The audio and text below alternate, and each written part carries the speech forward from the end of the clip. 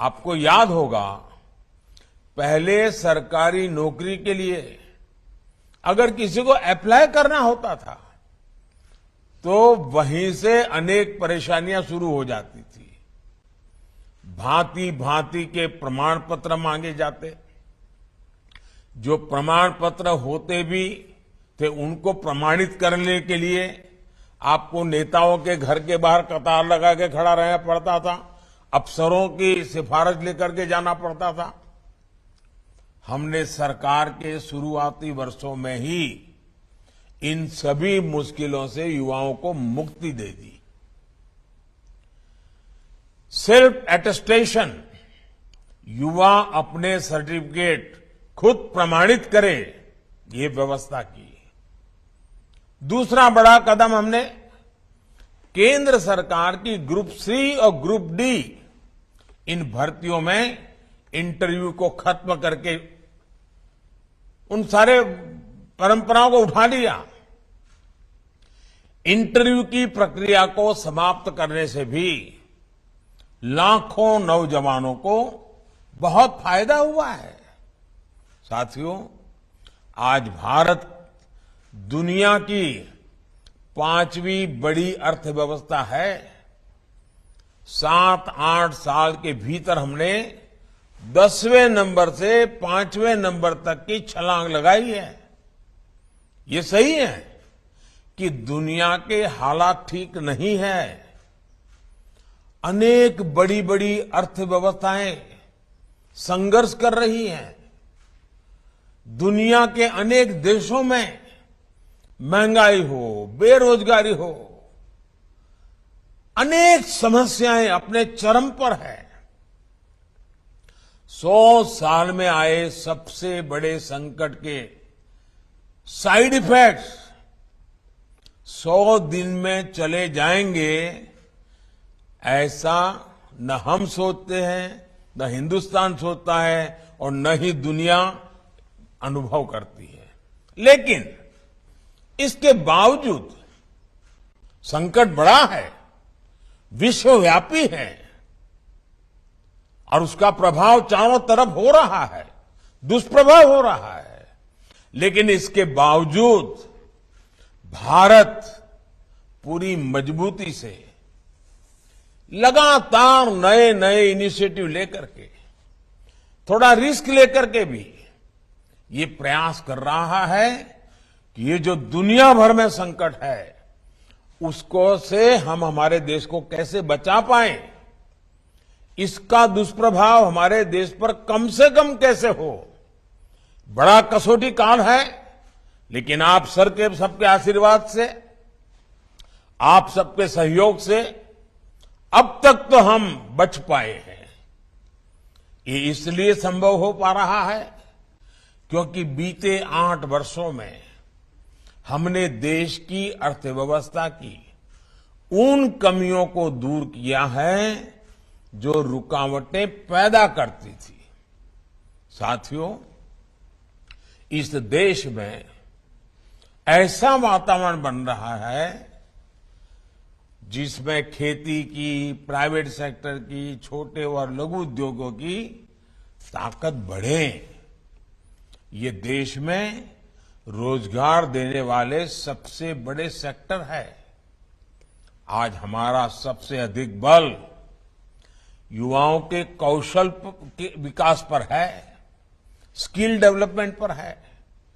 प्रधानमंत्री कौशल विकास योजना के तहत देश के उद्योगों की जरूरतों के हिसाब से युवाओं को ट्रेनिंग देने का एक बहुत बड़ा अभियान चल रहा है।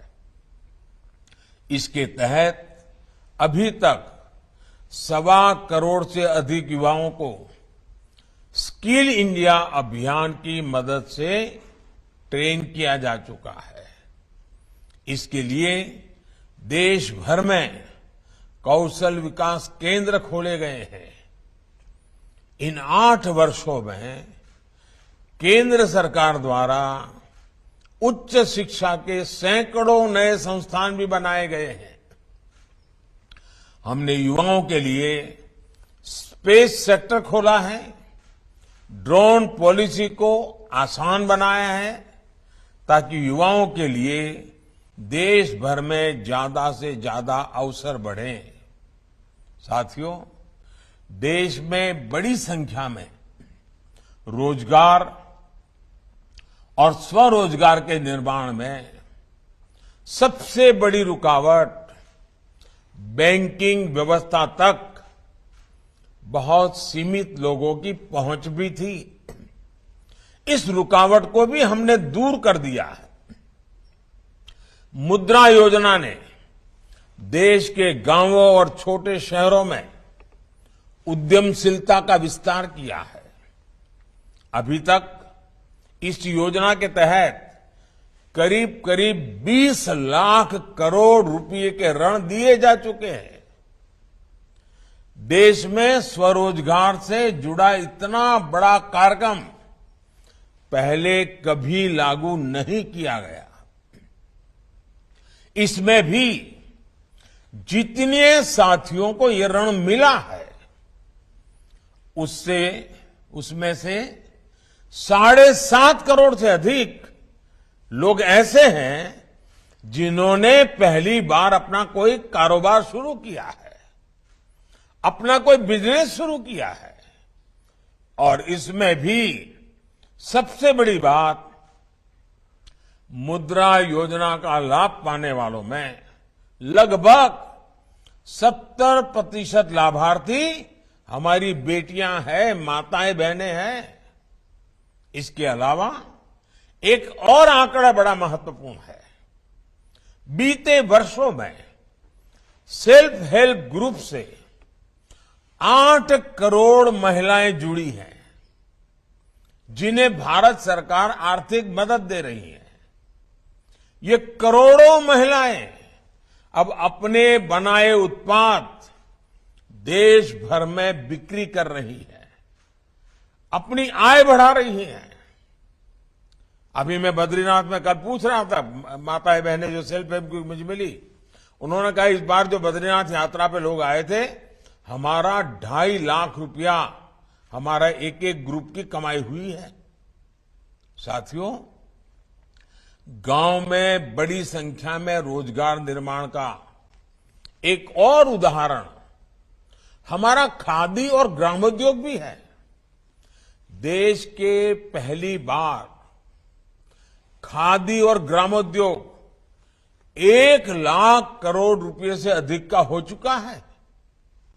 इन वर्षों में खादी और ग्रामोद्योग में 1 करोड़ से अधिक रोजगार बने हैं। इसमें भी बड़ी संख्या में हमारी बहनों की हिस्सेदारी है। साथियों, स्टार्टअप इंडिया अभियान ने तो देश के युवाओं के सामर्थ्य को पूरी दुनिया में स्थापित कर दिया है। 2014 तक जहां देश में कुछ इने गुने 100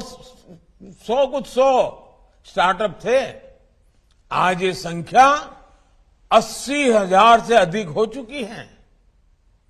हजारों करोड़ रुपए की अनेक कंपनियां इस दौरान हमारे युवा स्थापित साथियों ने तैयार कर ली हैं। आज देश के इन हजारों स्टार्टअप्स में लाखों युवा काम कर रहे हैं। देश के एमएसएमईज में, छोटे उद्योगों में भी आज करोड़ों लोग काम कर रहे हैं, जिसमें बड़ी संख्या में साथी बीते वर्षों में जुड़े हैं। कोरोना के संकट के दौरान केंद्र सरकार ने एमएसएमईज के लिए जो 3 लाख करोड़ रुपए से ज्यादा की मदद की, उससे करीब 1.5 करोड़ रोजगार जिस पर संकट आया हुआ था वो बच गए। भारत सरकार मनरेगा के भी माध्यम से देश भर में 7 करोड़ लोगों को रोजगार दे रही है। और अब उसमें हम एसेट निर्माण, एसेट क्रिएशन पर बल दे रहे हैं। डिजिटल इंडिया अभियान ने भी पूरे देश में लाखों डिजिटल एंटरप्रेन्योर का निर्माण किया है। देश में 5 लाख से अधिक कॉमन सर्विस सेंटर में ही लाखों युवाओं को रोजगार मिला है। 5G के विस्तार से डिजिटल सेक्टर में रोजगार के अवसर और बढ़ने वाले हैं। साथियों, 21वीं सदी में देश का सबसे महत्वाकांक्षी मिशन है मेक इन इंडिया, आत्मनिर्भर भारत। आज देश कई मामलों में एक बड़े आयातक इंपोर्टर से एक बहुत बड़े निर्यातक एक्सपोर्टर की भूमिका में आ रहा है।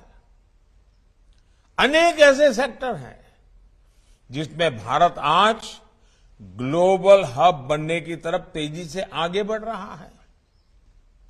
जब खबर आती है कि भारत से हर महीने 1 अरब मोबाइल फोन पूरी दुनिया के लिए एक्सपोर्ट हो रहे हैं, तो ये हमारे नए सामर्थ्य को ही दिखाता है। जब भारत एक्सपोर्ट के अपने पुराने सारे रिकॉर्ड तोड़ देता है, तो वे इस बात का सबूत होता है कि ग्राउंड लेवल पर रोजगार के नए अवसर भी बन रहे हैं। आज गाड़ियों से लेकर मेट्रो कोच, ट्रेन के डिब्बे और डिफेंस के साजो सामान तक अनेक सेक्टर में निर्यात तेजी से बढ़ रहा है। ये तभी हो पा रहा है क्योंकि भारत में फैक्ट्रियां बढ़ रही है। फैक्ट्रियां बढ़ रही है तो उसमें काम करने वालों की संख्या बढ़ रही है।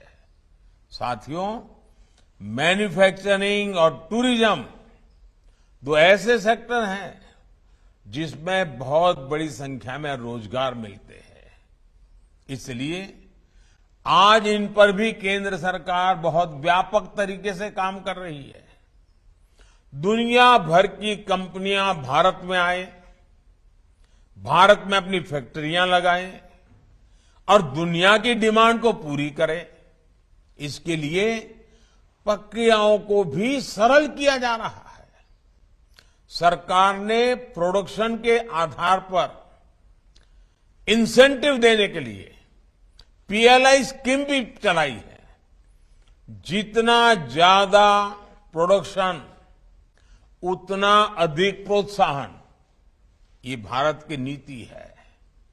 इसके बेहतर परिणाम आज अनेक सेक्टर्स में दिखने शुरू भी हो चुके हैं।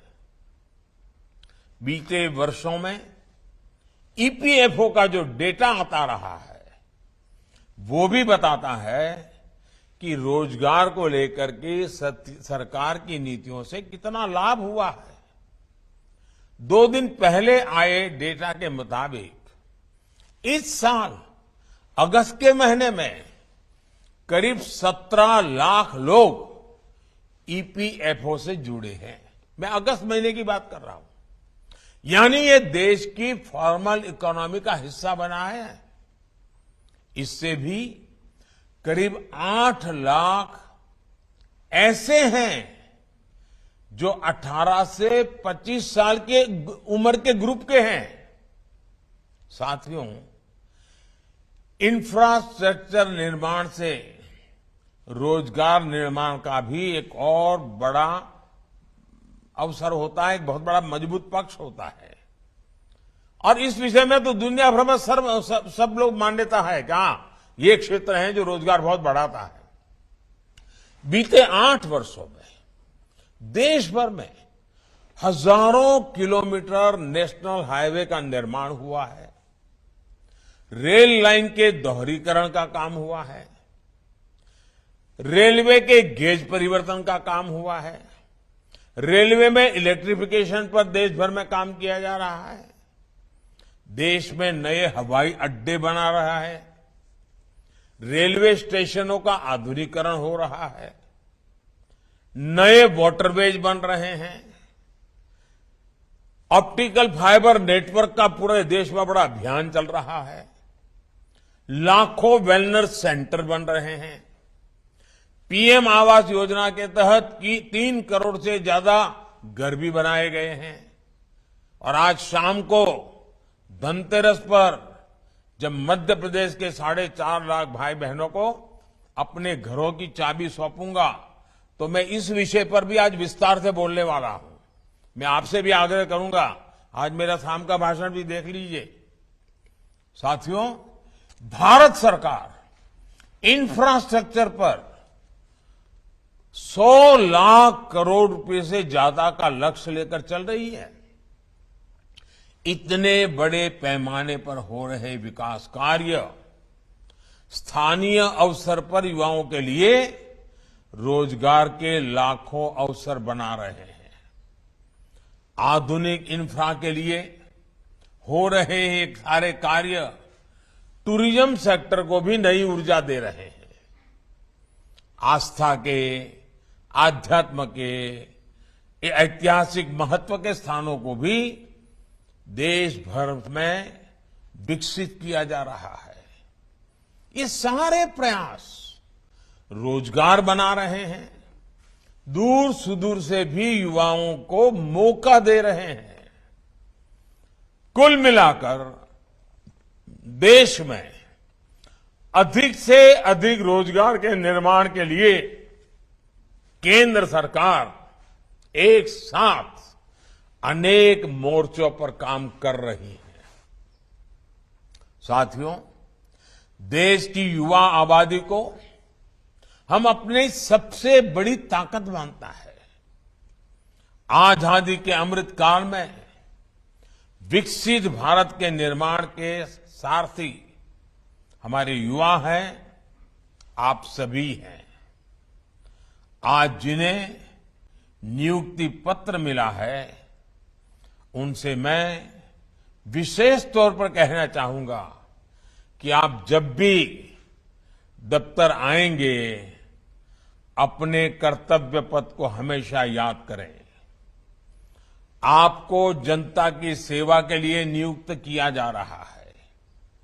21वीं सदी के भारत में सरकारी सेवा सुविधा का नहीं बल्कि समय सीमा के भीतर काम करके देश के कोटि कोटि लोगों की सेवा करने का एक कमिटमेंट है, एक स्वर्णिम अवसर है। स्थितियां, परिस्थितियां कितनी भी कठिन हो, सेवा भाव का सरोकार और समय सीमा की मर्यादा को हर हाल में हम सब मिलकर के कायम रखने का प्रयास करेंगे। मुझे विश्वास है कि आप इस बड़े संकल्प को ध्यान में रखते हुए सेवा भाव को सर्वोपरि रखेंगे। याद रखिए, आपका सपना आज से शुरू हुआ है, जो विकसित भारत के साथ ही पूरा होगा। आप सभी को फिर से नियुक्ति पत्र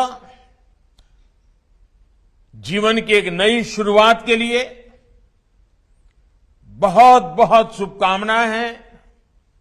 और मुझे विश्वास है कि आप मेरे अनन्य साथी बन करके हम सब मिलकर के देश के सामान्य मानवी की आशा आकांक्षाओं को पूरा करने में कोई कमी नहीं रखेंगे। धनतेरस का पावन पर्व है, हमारे यहां इसका अत्यंत महत्व भी है। दिवाली भी सामने आ रही है।